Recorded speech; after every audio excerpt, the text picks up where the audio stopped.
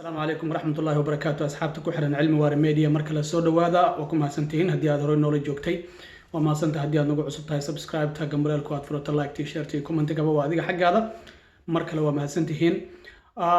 ما أنت مدحينها دلك أمريكان كدونالد جي ترامب وحا وكل واقع قرشيال وكدون يو إن دقالها ودنك ودب وغفره maalmahan waxaan la soconay in madaxweynaha uu ku adkeysanayeen horaanta bishii soo socotay May uu doonayo in qayb ahaan wadanka dhaqaalihiisa dib loo furo si dhaqaalaha wadanka dib loogu soo celiyo maadaama shaqo la'aanta wadanka ay gaartay ilaa 22 milyan la sheegay afartii wiiga ugu dambeysay in ay shaqo la'aan ay codsadeen ama balay gareeyeen taasina waxay muujinaysaa heerka shaqo la'aanta wadanka in ay cirka isku sharatay maadaama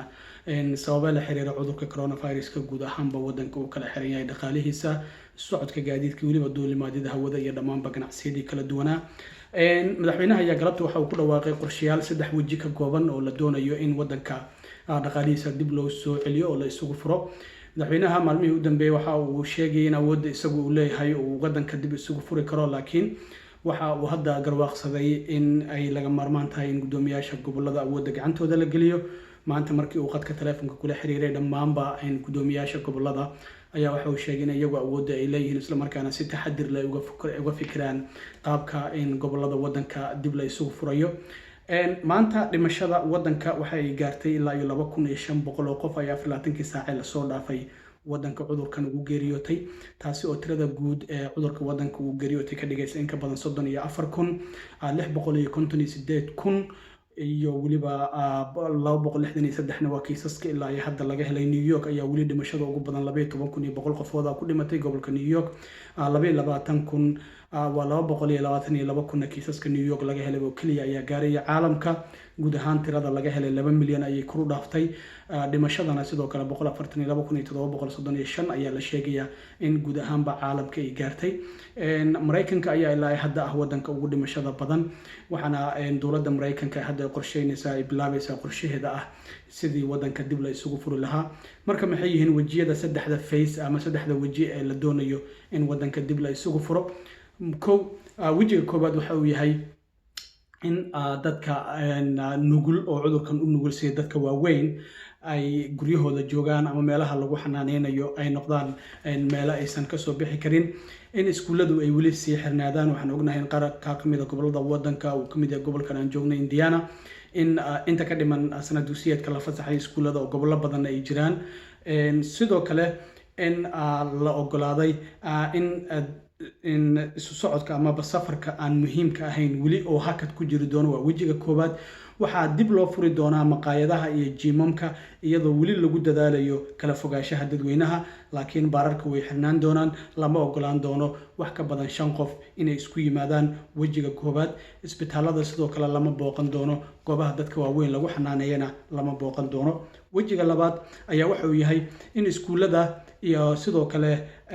baararka iyo jiimamka dib loo furo isla markaana wali la joogteeyo kala fogaanshaha dadweynaha sidoo kalena dib loo soo celiyo safarada diyaaraduhu sidoo kale safaradooda caadiga ah ay soo ceshan karaan waxa sidoo kale aan wali la ogoleyn dadka u nugul cudurkan in la booqdo oo meelaha ay joogaan si aad loo booqdo qalimada qaar in la fuliyo ayaa isbitaalada loo ogolaan doonaa wajiga saddexaad oo ah wajiga ugu dambeeyo ayaa waxa uu noqon doonaa in noloshu ay caadi ku soo laabato labada wajiga hore sidoo kale waxa ku jirta in shaqooyinka la furo iyadoo wali taxadir la muujinayo isla markaana la badinayo baaritaanka dadka lagu sameynayo qaar ka mid ah guddoomiyaasha goboladu waxay wali ka cabanayaan inaysan haysan qalab ku filan oo dadka lagu baaro marka wajiga ugu dambeeyo ayaa waxa uu yahay in gabi ahaanba iskuuladii la furo socodka gaadiidka iyo dadweynaha iyo waliba duulimaadida la soo celiyo baararkii maqaayadihii lamaanba la furo laakiin wali waxaa hakad ku sii jiri doona wajiga labaad in ciyaarihii kala gadisnaa dib loo soo celiyo in ka badan 50 qof aysan wajiga labaad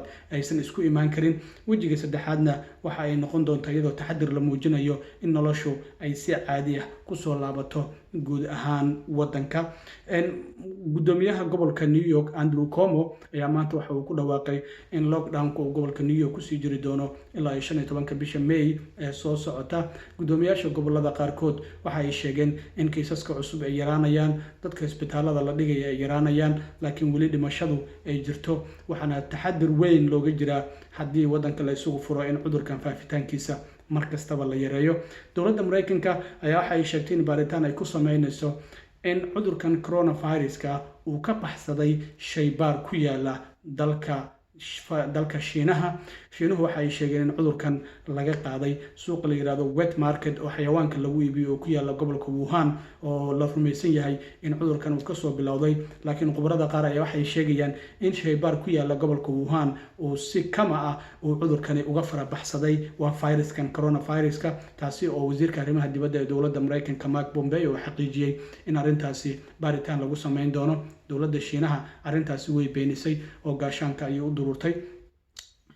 sidoo kalena waxaa muuqanaysa in jaamacadda Oxford khubro ka tirsan ay leeyihiin tallaalka cudurkan coronavirus waxaa laga yaabaa in uu diyaar noqdo bisha September ee sanadkan, taasi oo weli muujinaysa in muddo dhowr bilood ay ka harsan yihiin intii la heli lahaa tallaalka cudurkan. Marka tillaabooyinkan oo maanta madaxweyne Donald Trump ku dhawaaqay ayaa waxaa soo dhaweeyay gudoomiyaasha gobolada oo ka hor intii uusan shirkiisa jaraa'id galabta qaban ayuu wuxuu qadka telefoonka kula xiriiray gudoomiyaasha gobolada guud ahaan kontonka gobol ee wadanka, waxaana uu ka wareystay in xaaladaha. Madaxweynuhu waxa uu shirkiisa jaraa'id sidoo kale ku sheegay in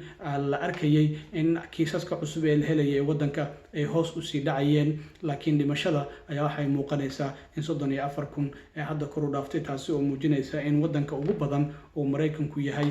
kiisaska ugu badan ee cudurkan coronaviruska laga helay. Haddaba tillaabooyinkan ayaa weli iyadoo taxadir uu ku jiro waxa ay ka dhaqangeli doonaan qaar ka mid ah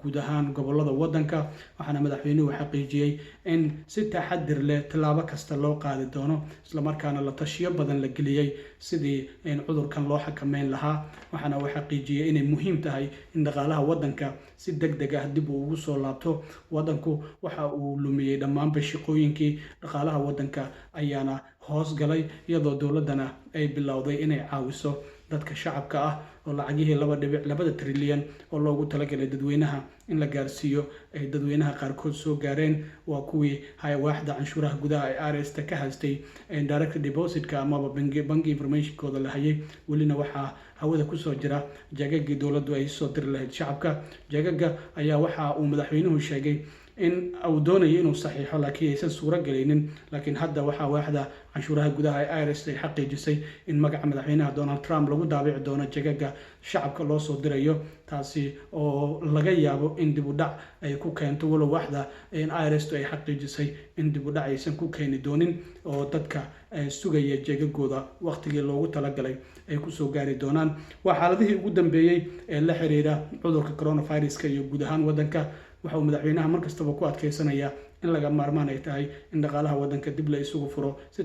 tartiib ah, weliba taxadir uu ku jiro. horaanta bisha May ee soo socota gobolada qaar weli xaaladdu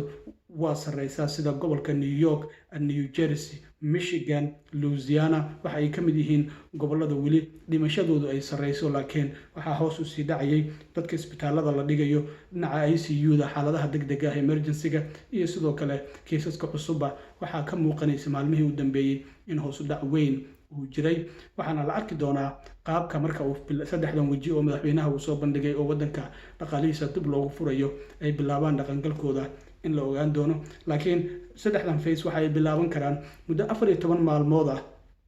kadib marka la ogaado qaabka kiisaska wadanka ay noqdaan, hoos u dhacooda iyo weliba dhimashada. marka